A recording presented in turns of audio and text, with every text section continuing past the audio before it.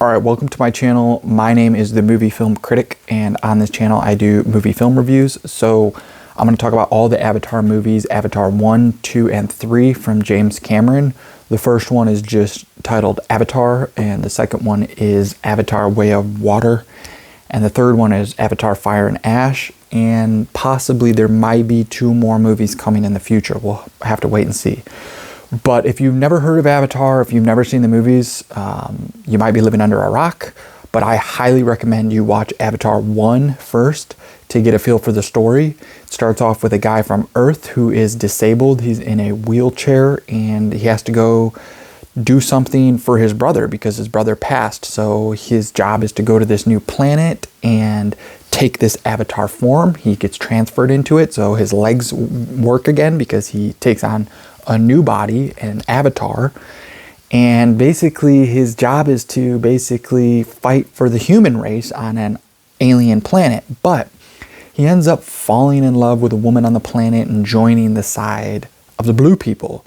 They don't welcome him first as one of their own. They think of him as like an outsider, but he chooses, spoiler alert, to fight for the alien team in the end. And they're not really aliens, they're just like Native Americans of another planet.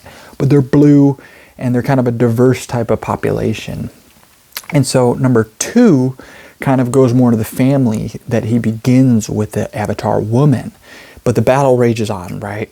And so they have to leave their home in the trees to seek asylum elsewhere on an island planet. So that's kind of how number 2 kicks off. They travel to a more scenic area in the water, or more water, heavy scenery.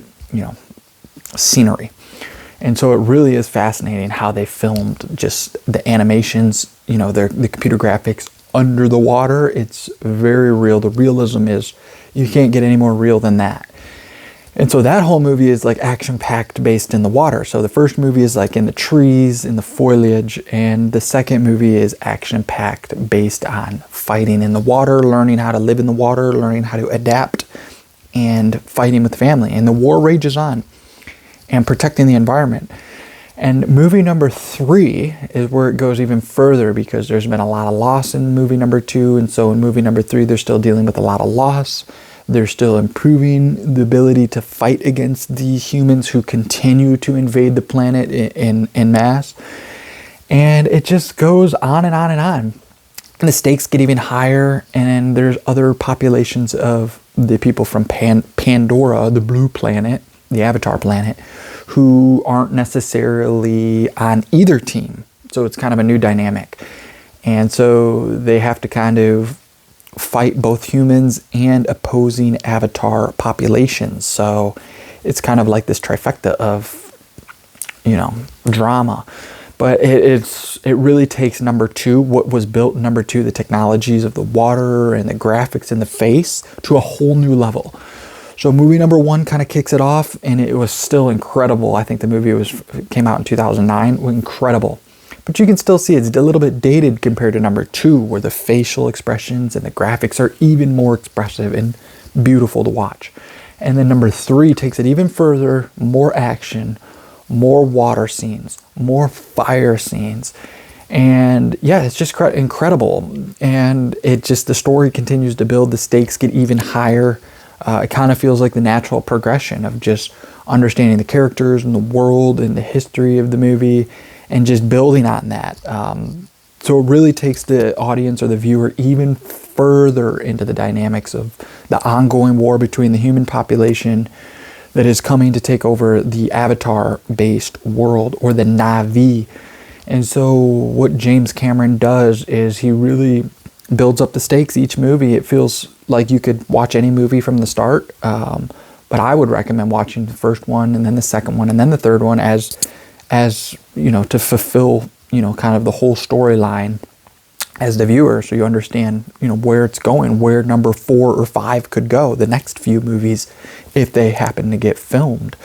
So I could go on and on about the Avatar movies. There's so much in there, the different characters, or the types of acting, or some of the, kind of how the integration with characters and the environment how that plays out, I think, is really interesting.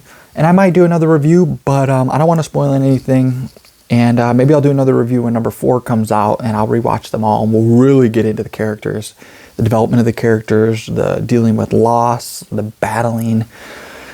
There's a lot in there. It definitely feels like a family movie. In number 2, it really starts to feel like something more than just an individual being expressed, or the expression of an individual. It feels like a connected experience with teams, with families, and with nature and the planet. So this pretty much wrap it up, my whole review of the Avatar series. And yeah, if you like my film reviews or my movie critiques, please subscribe. If you like anything in the Avatar series, or you have any favorite quotes or scenes, drop a comment below and I'll get back to you on that. And like this video if you like my review of the Avatar series, or if you're a big fan of James Cameron. And I'll see you guys on the next video review for a film. Thanks for watching.